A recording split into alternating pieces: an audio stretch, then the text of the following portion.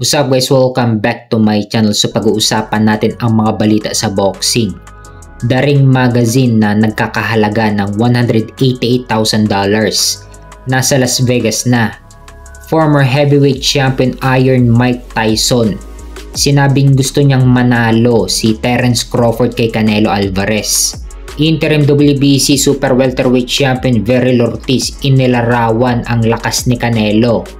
At ang fight week face-off ni na undisputed super middleweight champion Canelo Alvarez at ni WBA super welterweight champion Terence Crawford. Bago yun, huwag kakalimutan mag-like, mag-subscribe at i-hit ang notification bell button for more news and updates. So unahin muna natin ang pahayag ni Verrell Ortiz sa lakas ni Canelo. Ito ang pahayag ni Verrell Ortiz kay Canelo. Parang di mapigilan ang puwersa niya. Mabigat ang suntok niya, sa tingin ko mananalo siya kay Crawford.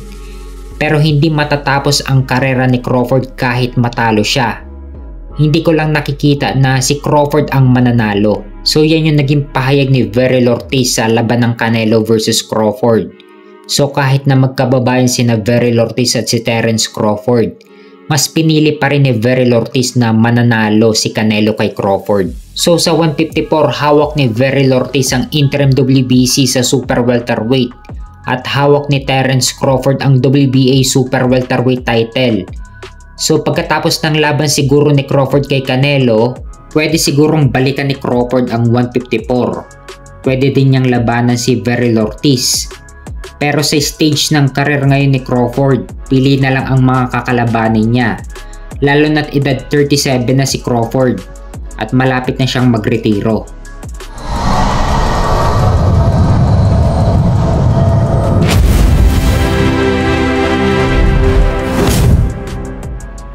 Sa kabilang banda naman, former heavyweight champion Iron Mike Tyson sinabing gusto niyang manalo si Terence Crawford kay Canelo Alvarez. Ngunit malabo daw itong mangyari. Ito ang buong pahayag ni Mike Tyson. Gusto ko sanang manalo si Crawford, pero mukhang hindi ito mangyayari. Si Canelo ay may malakas na suntok at matalino siya sa pakikipaglaban. So yan yung naging pahayag ni Mike Tyson sa laban ng Canelo versus Crawford. Gusto niyang manalo si Crawford, ngunit malabo daw itong mangyari.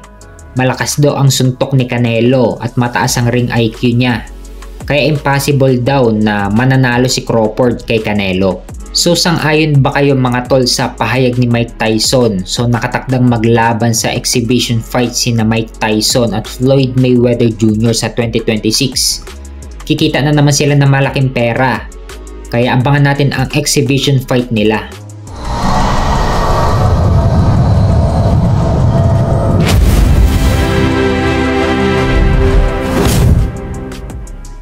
Sa kabilang banda naman, ang Ring Magazine na nagkakahalaga ng $188,000 nasa Las Vegas na.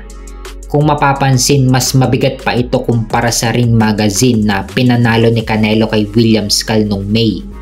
Mas mabigat ito dahil importanteng laban ito para sa mga boxing fans. Talagang pinaggastusan ito ni Turki Al-Sheikh. Si Turki Al-Sheikh na ngayon ang nagmamay-ari ng Ring Magazine. Binili niya ang Ring Magazine noong November of 2024 na nagkakahalaga ng $10 million. Kung sa peso, nagkakahalaga ito ng 570,690,000 pesos. Pwede ka nang bumili ng iba't ibang properties sa buong Pilipinas. Kaya mas pinaganda pa ni Turki Al-Sheikh ang Ring Magazine mula nung binili niya ito. Kaya kung sino ang mananalo sa laban ng Canelo Alvarez versus Terence Crawford, maiuuwi kung sino sa kanila ang Ring Magazine na to na nagkakahalaga ng $188,000.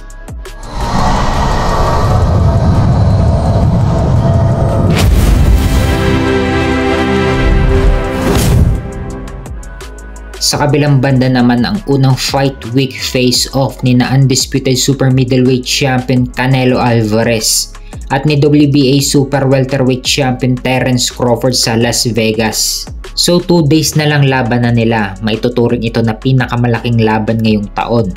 Super mega fight. 10 years ago, taong 2015, mula nung nagkaroon ng mega fight sa pagitan ni na Floyd Mayweather Jr. at Manny Pacquiao. kung saan panalo dito si Floyd Mayweather via unanimous decision.